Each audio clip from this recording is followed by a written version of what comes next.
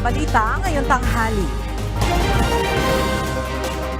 Suporta sa People's Initiative na pangungunahan ng Senado, tiniyak ni House Speaker Martin Romualdez. Lead convener ng pirma dismayado sa ginagawang pagharang ng Senado sa People's Initiative. Administrative tasks o non-teaching duties ng mga guro sa public schools aalisin na ng Department of Education. Bilang ng mga Pilipinong itinuturing ang sarili na mahirap, bahagyang nabawasan. Pero bilang ng mga nagugutom tumaas ayon sa tugon ng Masa Survey. 3 suspect arestado dahil sa umano'y pagnanakaw ng plaka ng sasakyan sa planta ng LTO. At nasa 300 hektarya ng taniman ng sibuyas sa Nueva Ecija sinira ng peste. Magandang tanghali mga kasangbahay. Ngayon po ay araw ng Biyernes, January 26, 2024. At una sa mga balita ngayon tanghali. Gumugulong ang hustisya sa bansa kaugnay ng mga kaso ng media killing sa ilalim ng Marcos administration. Ito ang tiniyak ng Department of Justice sa pakikipagpulong kahapon kay United Nations Special Rapporteur on Freedom of Expression and Opinion, Irene Khan. Narito ang report ni Ryan Lacanlale. Muling nakipagpulong si United Nations Special Rapporteur on Freedom of Expression and Opinion, Irene Khan sa Department of Justice. Ayon kay Undersecretary Paul Gutierrez ng Presidential Task Force on Media Security, natalakay nila kung paano gumagana ang criminal justice system sa bansa. Mula sa level ng prosekusyon hanggang sa pag-akyat ng kaso sa korte. Isa sa tanong ni Khan kung maituturing na tapos na ang kaso sakaling hindi ito umabot sa korte. So it was explained to her na hindi nagtatapos doon. No? Kung hindi umakyat yung kaso sa korte, at nasa level ng piskal ay hindi po natapos ang investigasyon doon o ang pagbibigay ng hustisya sa ating mga kapatid sa hanapbuhay na napaslang dahil ito ay ibabalik sa investigador para palakasin pa yung kaso. Binalikan naman ang mga kaso ng media killing sa bansa na nangyari sa termino ng kasalukuyang administrasyon gaya kina Renato Blanco, Percy Lapid, Chris Bundokin, Juan Humolon at Frederico Gempisao. Maging ang kaso ng journalist na si Frenchie May Cumpio ay natanong din ni Khan. Si Cumpio ay sinasabing journalist na nakasuhan ng illegal possession of firearms and explosive at umano'y kasapi ng New People's Army. Sa Sabado, personal nakakausapin ni Khan si Cumpio. At isang concern niya rito, para daw tumatagal yung proseso because she has been in prison for I think going 4 years now.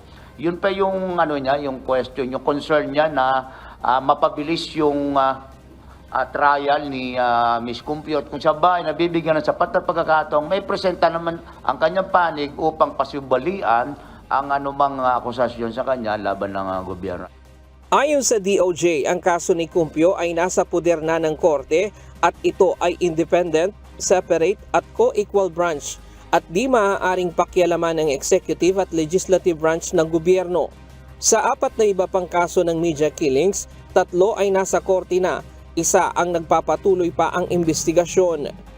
So ang ibig sabihin lamang po niyan ay tumatakbo ang ating hustisya at lahat po ng mga nagkakasala ay nagkakaroon ng pagkakataon na sagutin ang kanilang mga nagawang kasalanan ayon sa pagtingin ng ating mga kapulisan o yung ating NBI at sa prosecution. At kung ito ang pagkakataon nila under the constitutional rights, under the Bill of Rights, na ipakita kung sila nga ay walang kasalanan ayon sa kanilang mga pahayag.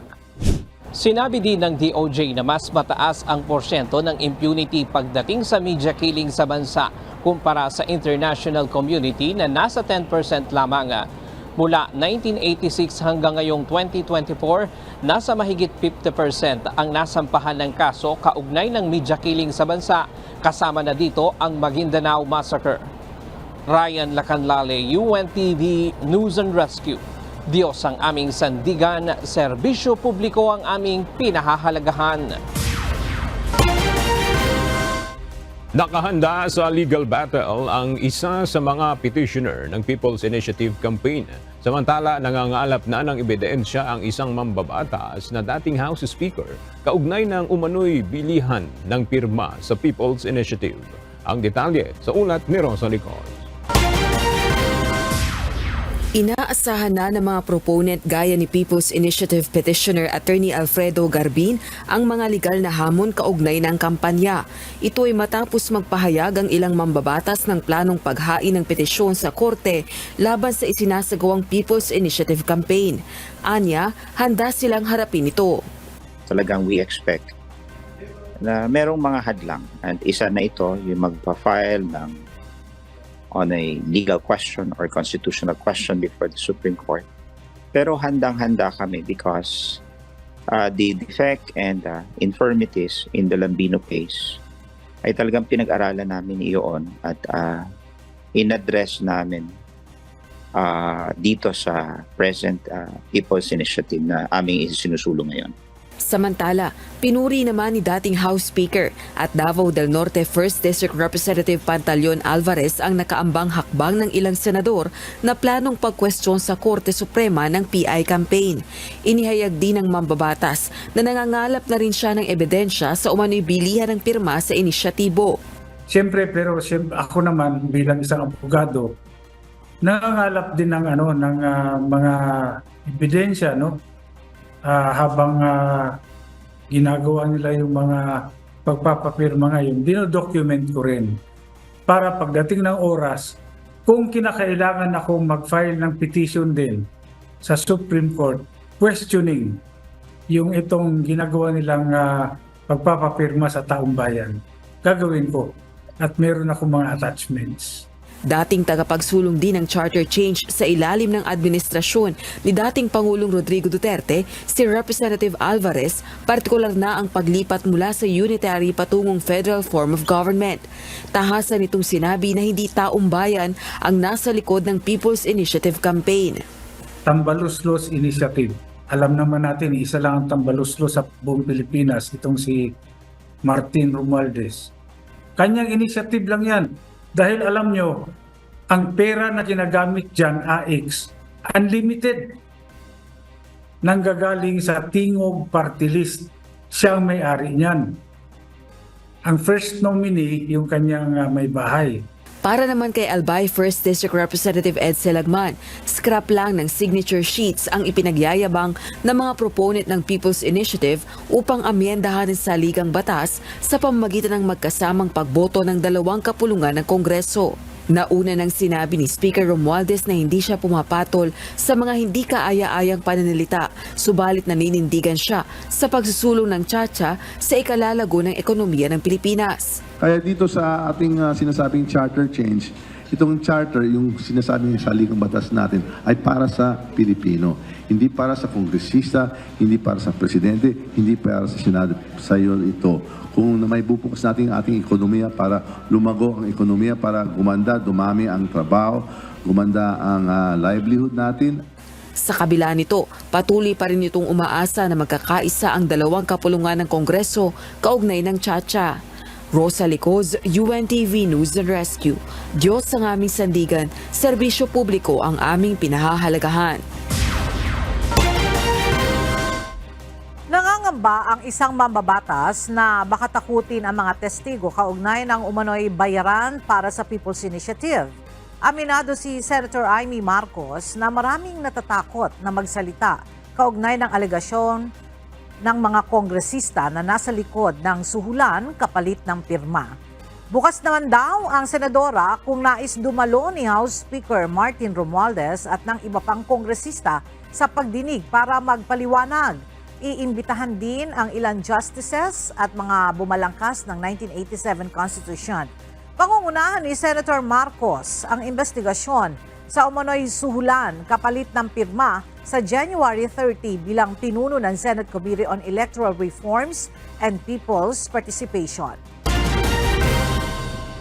Sumulat na si Speaker Martin Romualdez kay Senate President Juan Miguel Zubiri sa gitna ng usapin ng dalawang kapulungan ng Kongreso kaugnay ng charter change. Pagtitiyak ng liderato ng Kamara, susuportahan nito ang alternatibong People's Initiative na itutulak ng Senado. At para sa detalye, makibalita tayo kay Rosalie Coz live. Rosalie, nag-iba na ba ng posisyon si Speaker Romualdez kaugnay nitong usapin sa People's Initiative? Aga nagpadala ng liham si House Speaker Martin Romualdez kay Senate President Juan Miguel Zubiri araw ng Huwebes, January 25. Sa gitna ito ng charter change standoff ng dalawang kapulungan ng Kongreso. Ayon sa liderato ng Kamara, naghihintay pa rin ito sa approval ng Senado sa resolution of both Houses number 6 na naglalayong magkaroon ng isang constitutional assembly upang amyendahan ng economic provisions ng saligang batas. Nag-commit itong ia-adapt ng Kamara ang naturang panukala.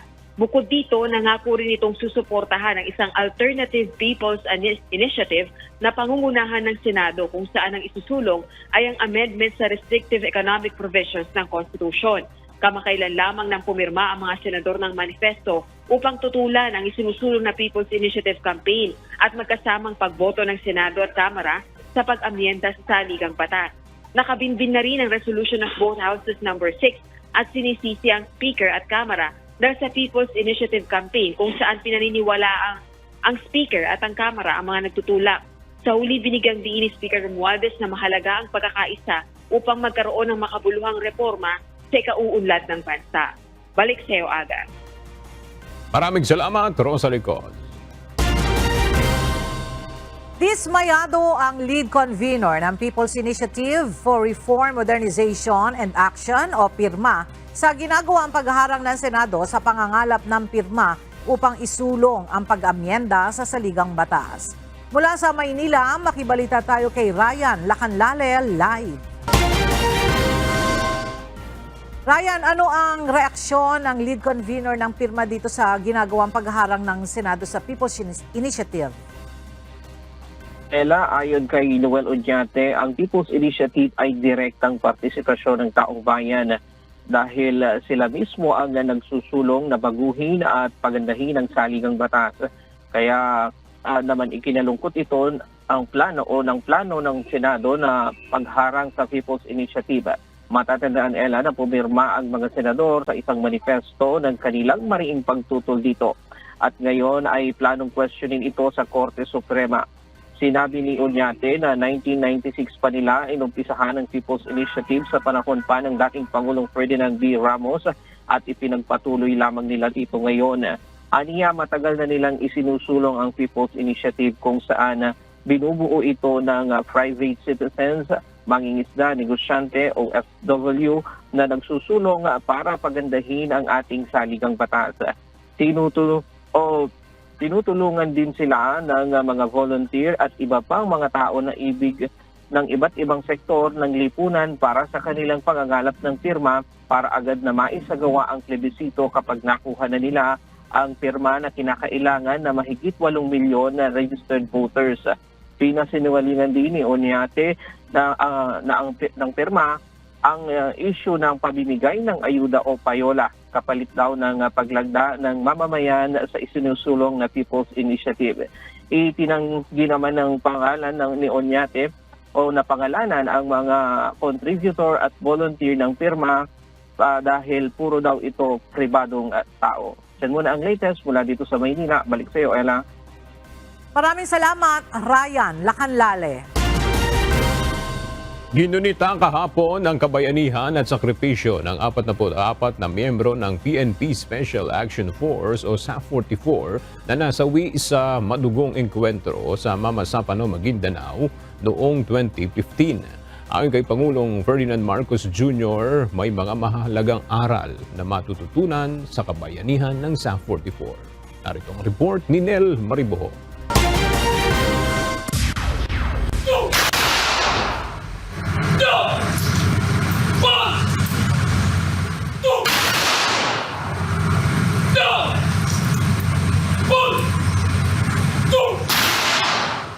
nag-alay ng bulaklak si Pangulong Ferdinand Marcos Jr. sa memorial statue ng 44 na Special Action Force Commandos sa Philippine National Police Academy sa Silang Cavite kahapon. Sila ang tinaguriang SAF-44 na napatay sa operasyon sa Tucanalipaw, Mamasapano, Maguindanao noong January 25, 2015. Kabilang rin sa nag-alay ng bulaklak sina SAF Director Police Major General Bernard Palac, Philippine National Police Chief Police General Benjamin Acorda at DILG Secretary Ben-Hur Abalos.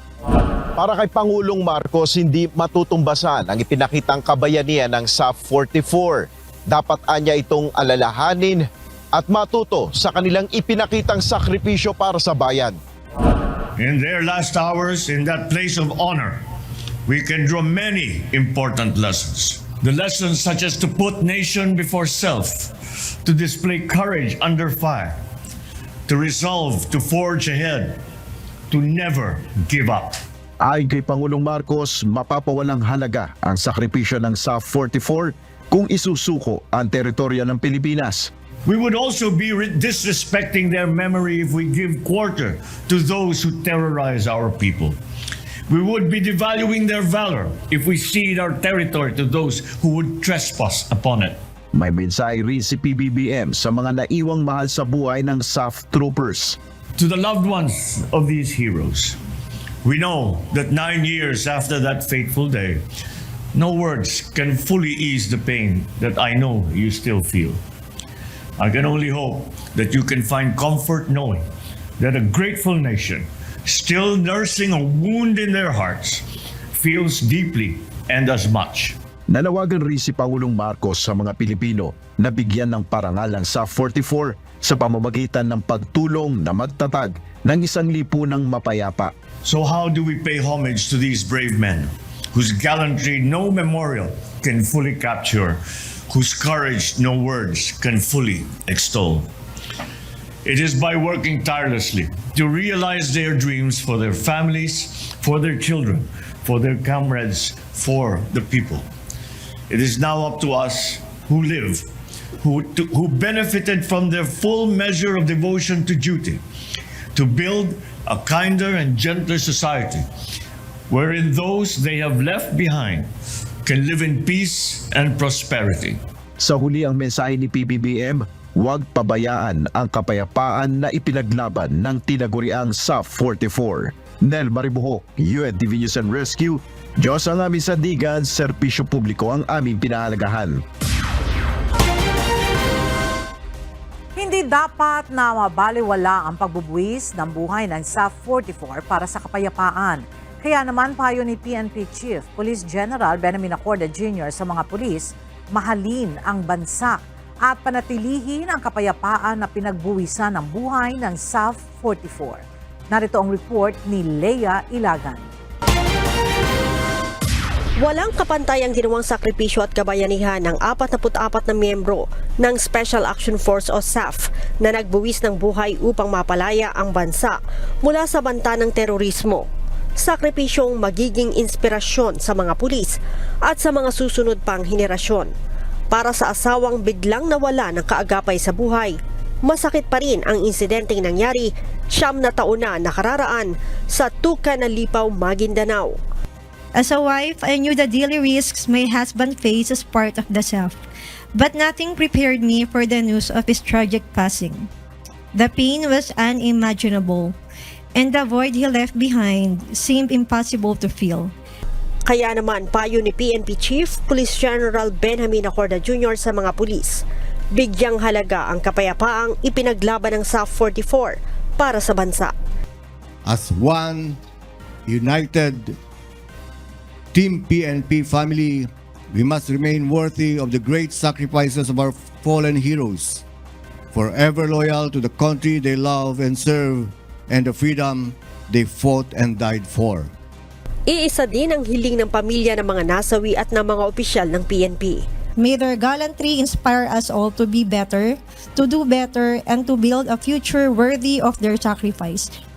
Let their sacrifice be our call to action to face today's challenges with a united spirit to build a nation founded in unity, and unwavering patriotism for a better and progressive.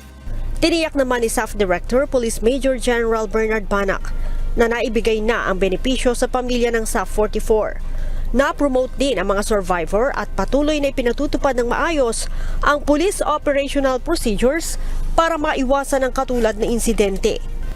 Patuloy pa rin sa sinasagawa ng PNP ang ating pag-review ng mga operational procedures at nakikita natin na sapat naman na. Nariyan lahat ang mga operational procedures natin. Ang kinakailangan lamang ay patuloy natin na tumalima dito sa mga ito upang maiwasan natin any untoward incident na mangyari pa in the future. January 25, 2015, nang ilunsad ang Oplan Exodus. Layo nito na hulihin ang international terrorist at bomb expert na si Zulkifli Benhir alias Marwan. Nagtagumpay ang SAF sa operasyon at napatay si Marwan. Subalit tinambangan sila ng mga local terrorist bago pa sila nakaalis sa lugar.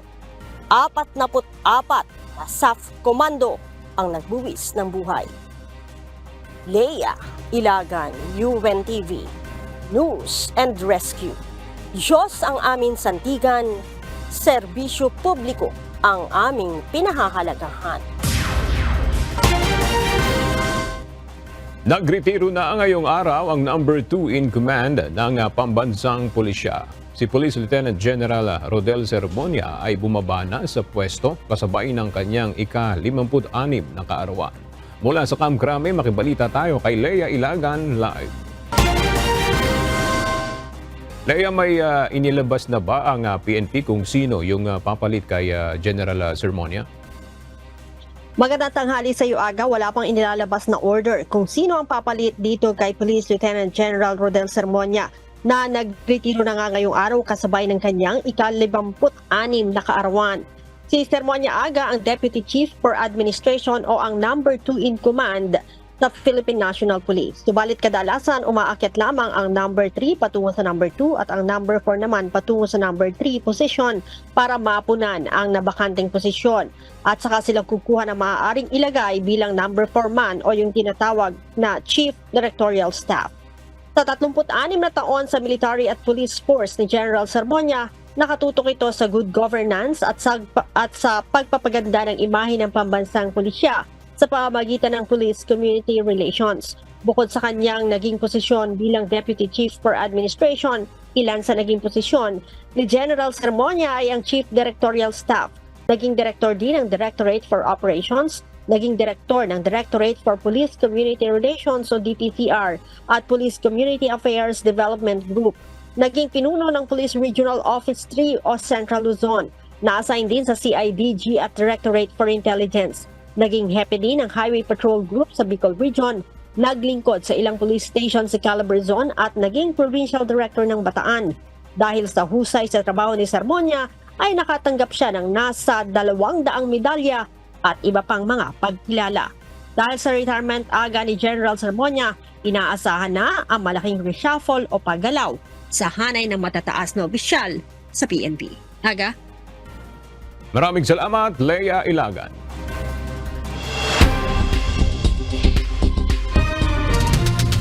Roundup Balita.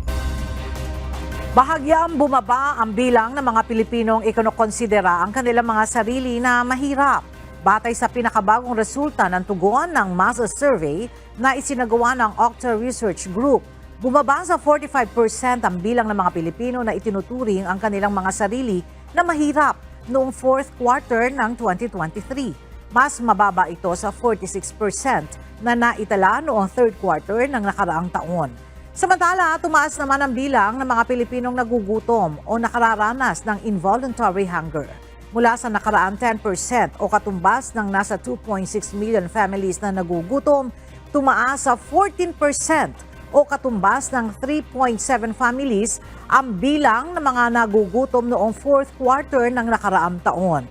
Isinagawa ang survey noong December 10 to 14, 2023 sa 1,200 respondents.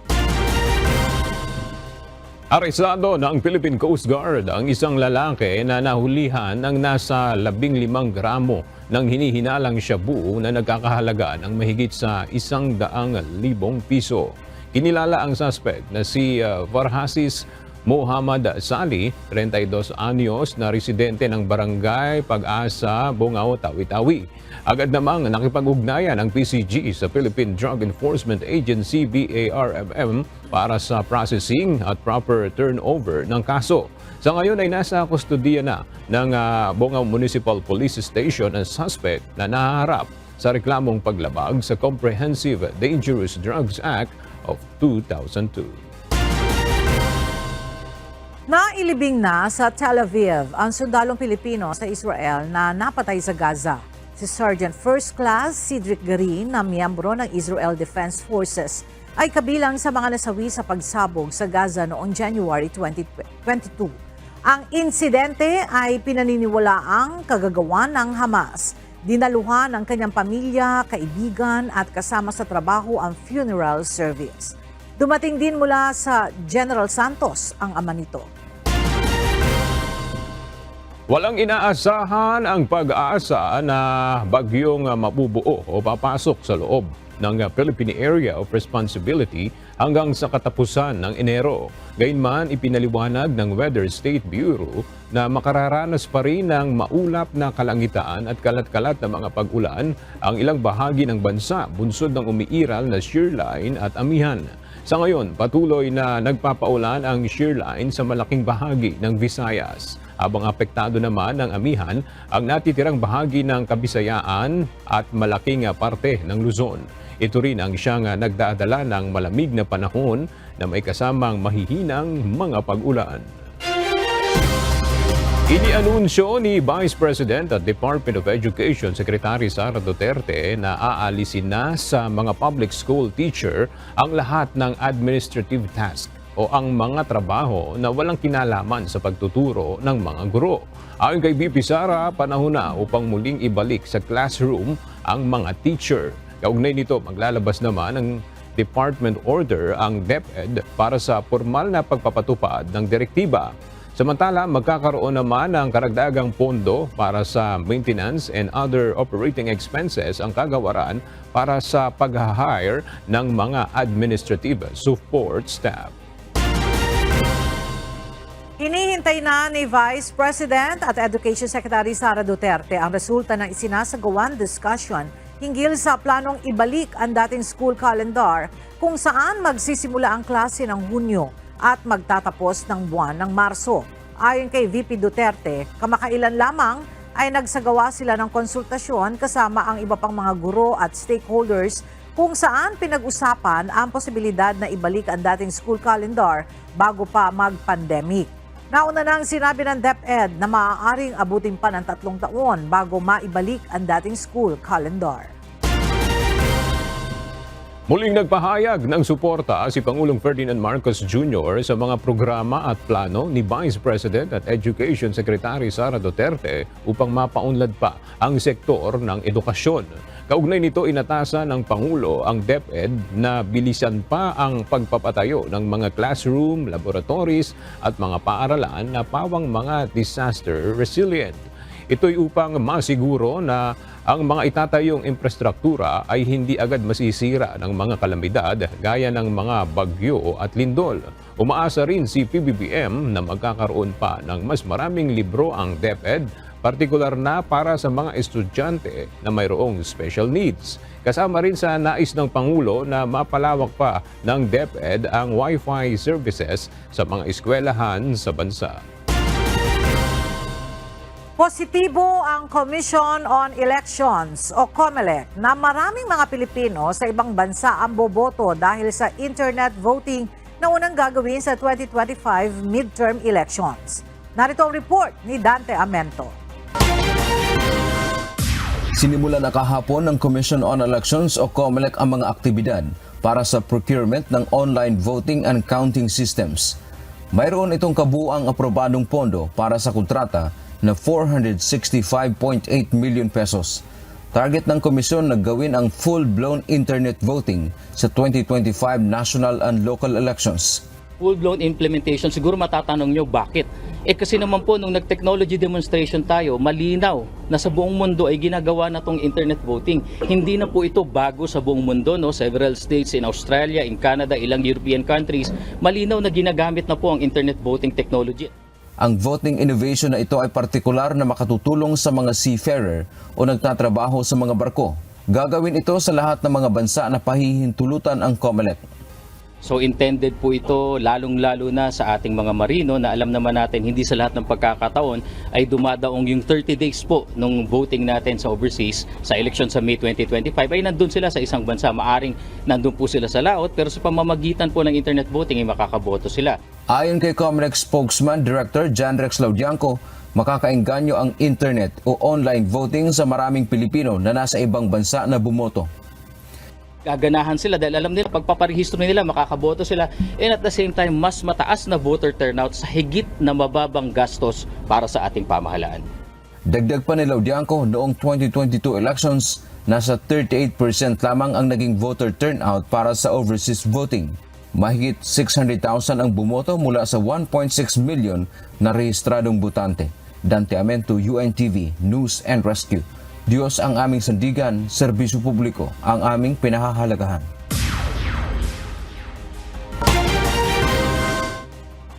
Iginiit ng Department of Transportation na hindi na sila magbibigay ng panibagong extension kapag natapos na ang deadline ng franchise consolidation sa April 30, 2024. Ayon sa DOTR, ito na talaga ang huling extension na kanilang ibibigay, lalo't ito na ang ika-8 beses na pinalawig ang deadline. Narito ang report ni JP Nunez. Sapat na ang 3 buwang extension ng deadline para makapag-comply sa franchise consolidation ang mga jeepney at UV Express driver na hindi pa rin nagko-consolidate. Para kay Transportation Secretary Jaime Bautista, ito na ang huling palugit na kanilang ibibigay para makasunod sa franchise consolidation ang mga PUV driver. After April 30, hindi na rin kayo magre-recommend? Hindi na kami magre-recommend ng any extension. Kahit may kumausap sa sir. This is the eighth time that we are extending the deadline. Nagpasya si Pangulong Ferdinand Marcos Jr. na palawigin pa hanggang April 30, 2024 ang deadline ng franchise consolidation bilang tugon sa panawagan ng mga kongresista. Gugugulin ng DOTR ang 3 buwang extension para hikayatin ang mga natitirang mga operator na hindi pa rin kumbinsidong sumama sa PUV modernization program. Mula sa halos 80% na consolidation rate noong matapos ang deadline noong December 30, umaasa ang Transportation Department na aakyat pa sa 85% ang compliance rate dahil sa panibagong extension. Magandang opportunity ito sa ating mga operators na hindi umabot sa deadline. Maraming mga lumapit sa amin after the deadline at magandang opportunity ito para muli kaming mag-usap para magkaliwanagan for them to have full knowledge of the program and we are confident na maraming pupunta sa OTC, sa LTFRB para sumama dito sa programa na alam natin makikinabang dito ang ating mga mananakay. Samantala, nanindigan naman ang DOTR na hindi nila ititigil ang PUV modernization program sa kabila ng mga pagtutol ng manibela at piston. Ito'y dahil naniniwala ang ahensya na magbibigay daan ito para sa mas maayos at komportabling pagbiyahe ng mga pasahero. It will make operations more viable, no? Dahil magkakaroon ng tamang dispatch, no? Magkakaroon ng tamang fleet management, no? Magkakaroon ng tamang maintenance, no?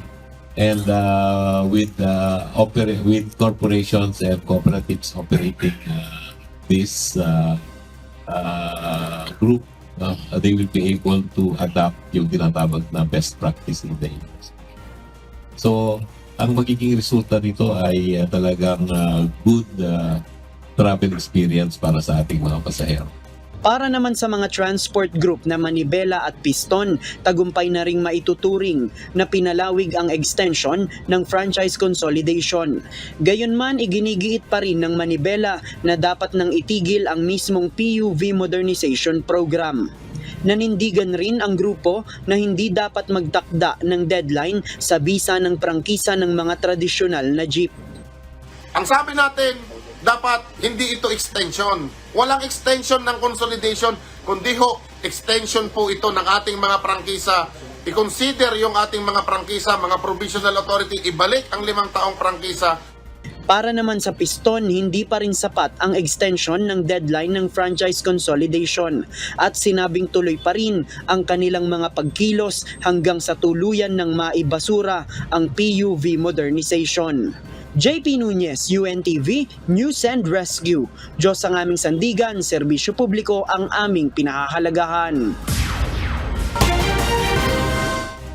Arestado ang 3 umano'y empleyado ng Land Transportation Office na sinasabing nahuling nagnanakaw ng mga plaka ng sasakyan sa kanilang planta sa Central Office sa Quezon City.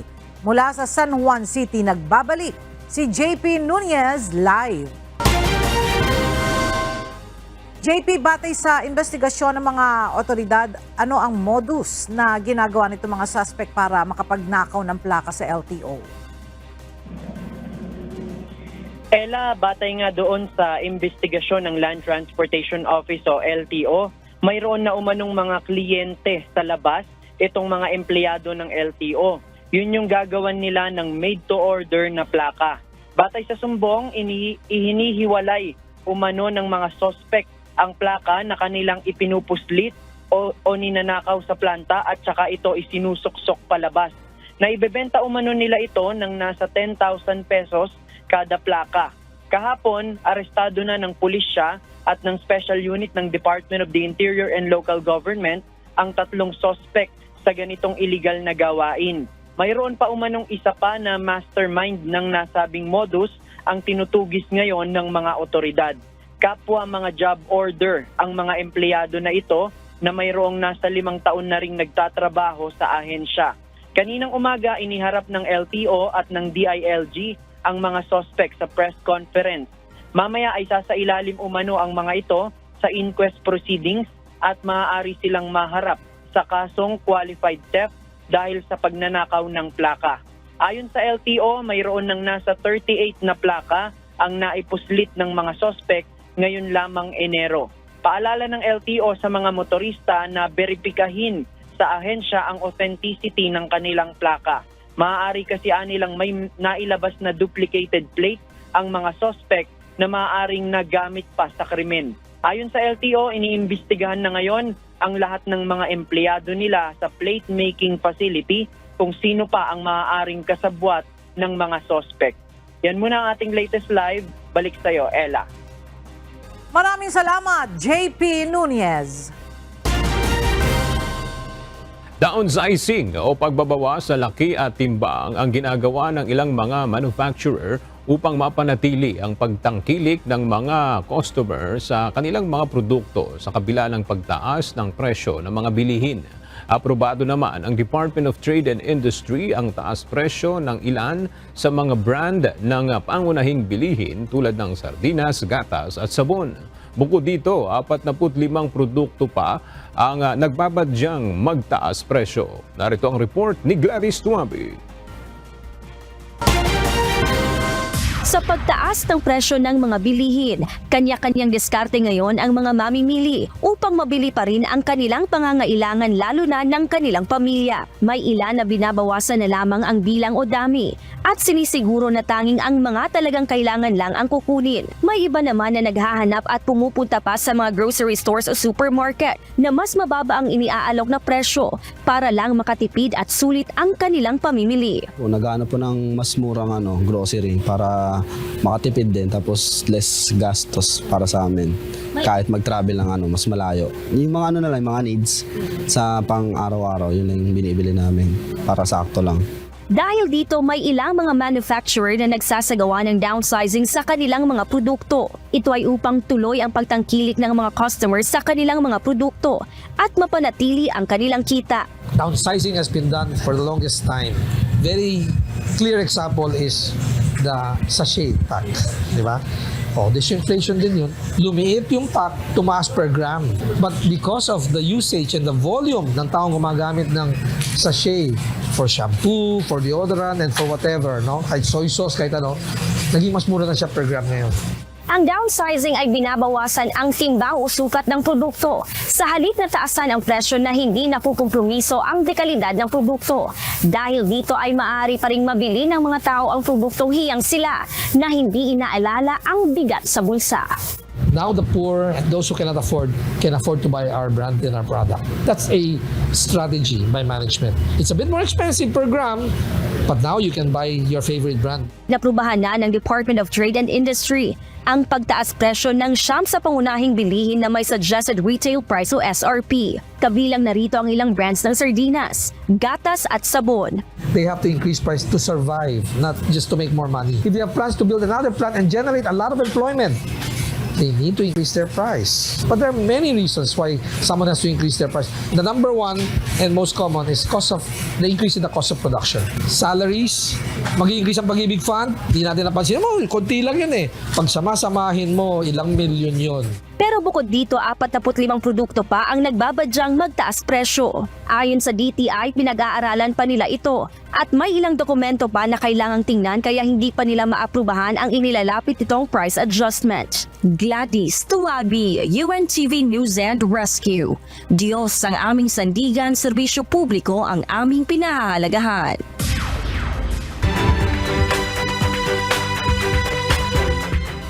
Walong bayan na sa probinsya ng Nueva Ecija ang apektado ngayon ang patuloy na paglaganap ng army worm o harabas. Dahil dito aabot na sa higit 3 ektarya ng taniman ng sibuyas ang sinira ng peste. Nangangamba naman ang mga kalapitbayan ng Nueva Ecija na baka umabot na rin sa kanilang lugar ang mga pesteng naninira ng pananim. At para sa detalye, makibalita tayo kay Nestor Torres live. Nestor, kumusta na ang mga taniman ng sibuyas sa Nueva Ecija at nakakapagbenta pa ba ng sibuyas sa mga magsasaka doon? Magandang tanghali, Ella. Sa ngayon naman ay may mga nakakapagtinda pa rin. Ito yung mga nag-early harvest nga. At ito ay namumblema naman yung karamihang mga magsasaka nga dito dahil nga sa patuloy na pinsala nitong harabas o army worms sa mga taniman ng sibuyas sa Nueva Ecija. Mas tumindi pa ang atake ngayon ng onion armyworms o harabas sa hekta-hektaryang sakahan ng sibuyas sa probinsya ng Nueva Ecija. Sa tala ng Provincial Agriculture Office ng Nueva Ecija, nitong nakaraang linggo ay nasa 231 hectares ang napiste ng onion armyworms. Pagpasok ng January 24 ay umabot na ito ng 346 hectares ang kabuang pinsala ng harabas. Nakaraang linggo ay ang mga taniman ng bayan ng Bungabon, Palayan City, Talavera at Laur ang apektado. Ngayon kabilang na nadagdag na ang bayan ng napiste ng harabas ay ang bayan ng Llanera, Guimba, Quezon at San Jose City. Yung area po natin ng totally damaged ay 8 hectares po. Ang atin pong partially damaged ay 338 hectares. So ang total po nun nasa 346 hectares. So with the total number of farmers affected, 392 farmers. 8 bayan po na affected po ng onion armyworm. Ay naman sa ilang apektado na magsasaka gaya ni Mang Joselito Bacano, masyado na silang nalulugi matapos anya na ubusin nito ang kanyang tanim na sibuyas dahil sa tuloy-tuloy na pag-atake nito matapos sirain ang dahon at bunga ng kanyang sibuyasan. Hindi namin makontrol yung harabas. Kahit anong klaseng gamot na ibomba namin, talagang ayaw mamatay. Maakukan lang siya, yung maantala lang siya ng 1 o 2 araw. Kinabukasan, atake na naman uli. Kaya napakaraming gamot ang inubos. Samantala, nangangamba na rin ang iba pang karatig bayan na mga magsasaka sa Nueva Ecija na madamay pa rin ang kanilang sibuyasan lalo't malapit ng anihan. Kaya't anya ang iba ay napipilitan na umani ng maaga bago at tuluyang masira pa yung kanilang tanim at aanihing mga sibuyas. At yan mo latest live, balik sa iyo. Ella? Maraming salamat, Nestor Torres. Muling nabalot sa andap o frost ang mga pananim na gulay sa Atok, Benguet. Samantala, patuloy pa rin nararanasan hanggang sa ngayon ang malamig na temperatura sa Baguio City. Mula sa Baguio City, kumuha tayo ng update kay Grace Doctolero live. Grace, ano ba ang naitalang temperatura ngayon dyan sa Baguio at sa La Trinidad, Benguet? Yes, Ella, ang temperaturang naitala sa La Trinidad, Benguet kaninang umaga ay nasa 14.1 degrees Celsius, habang nasa 12.4 degrees Celsius naman ang naramdaman dito sa City of Pines. Ibinahagi ni PG Height mula Atok, Benguet sa kanyang social media post ang naranasang frost o andap sa ilang lugar. Sa kanilang lugar kasabay pa rin ang nararanasang malamig na klima na dulot ng northeast monsoon. Sa video, makikitang binalot ng frost o andap ang mga tanim nilang repolyo. Bumagsak sa 9 degrees Celsius ang temperatura sa Paway, Atok. Pero agad din itong diniligan ng mga magsasaka ang mga tanim na repolyo upang hindi ito masira. Ayon sa vegetable farmers, inaasahan na nila ang pagtama ng andap kasabay ng peak season ng amihan ngayong unang quarter ng 2024. Ang andap o frost ay mga hamog na nagyelo na nangyayari kapag mababa na ang temperatura sa isang lugar. Samantala, ang malamig na panahon feel na feel din ng mga taga City of Pines. Kaninang alas 5 ng umaga ay bumagsak sa 12.4 degrees Celsius ang temperatura na epekto ng hanging amihan. Ayon sa Pag-asa, Baguio, asahan pa raw ang mas mababang temperatura hanggang sa Pebrero. February 16 noong nakarang taon na itala ang pinakamababang temperatura sa City of Pines na 10 degrees Celsius. Yan mo ang balita mula dito sa Baguio City. Balik sa iyo, Ella. Maraming salamat, Grace Doctolero. Ipagpapatuloy ngayong araw ang search and rescue operations ng Philippine Coast Guard, PDRRMO at iba pang ahensya para masagip ang 7 individual na sakay ng isang bangkang lumubog sa may karagatang nasasakupan ng Araceli, Palawan nitong January 24. Mula sa Palawan, makibalita tayo kay Andy Pagayona live. Andy, ano na ang status nitong search and rescue operations dyan sa Palawan?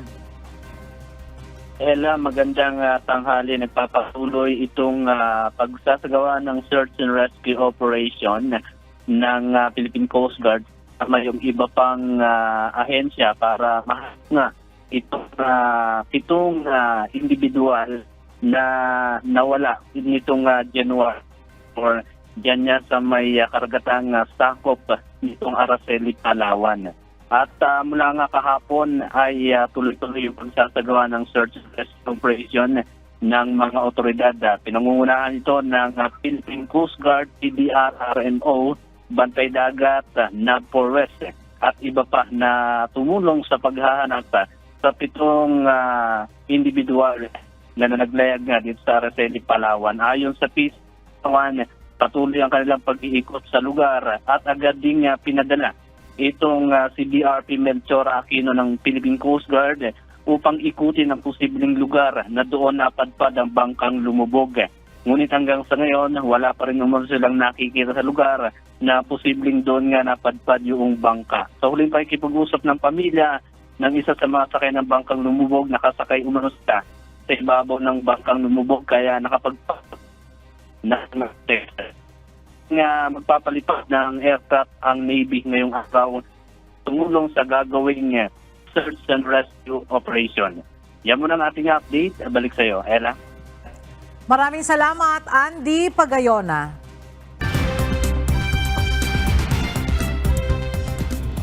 Pinangangambahan ang matinding epekto sa ekonomiya ng nangyaring lindol sa Noto Peninsula, Japan noong January 1, 2024. Nangako si Prime Minister Fumio Kishida ng karagdagang 150 billion yen o 57.4 billion pesos mula sa state budget para sa relief package ng quake-hit areas. Batay sa ulat ng Cabinet Office, hindi pa rin nakapagsisimula ng operasyon ang ilang planta hanggang ngayon sa Ishikawa Prefecture kung saan matatagpuan ang Noto.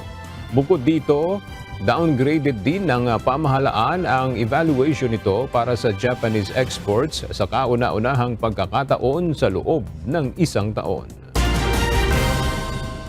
Papahintulutan ng Apple ang alternative app stores na magamit sa devices nito na binili sa European Union o EU simula March 2024. Sa kasalukuyan, sino mang may iPhone ay maaari lamang mag-download ng apps sa sariling app store nito upang maprotektahan ang seguridad ng users. Gayunman, inaakusahan ito ng paglikha ng monopoly.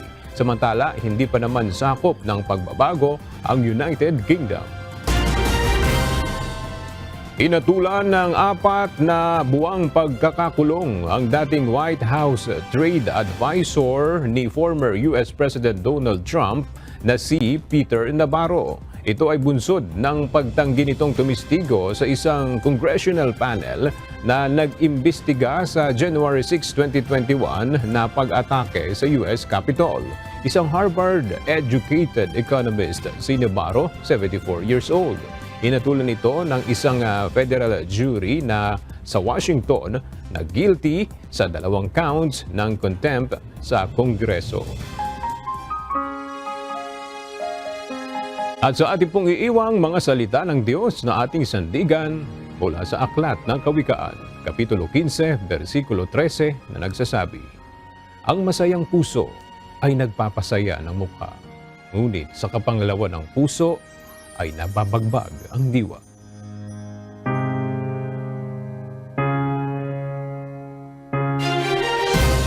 At yan ang mga balitang aming tinutukan at inaksyonan dahil sa aming pagbabalita, una, ang pagkalinga sa kapwa. UNTV-C News, may balita saan mang panig ng daigdig.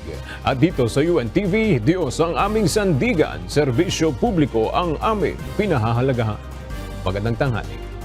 At Happy Weekend!